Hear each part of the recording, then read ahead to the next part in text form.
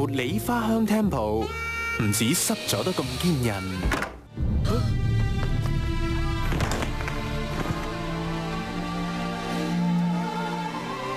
嘿！仲令你醒翻晒，好世界，好在有茉莉花香 Temple。好，麻煩兩位我哋頒獎嘅。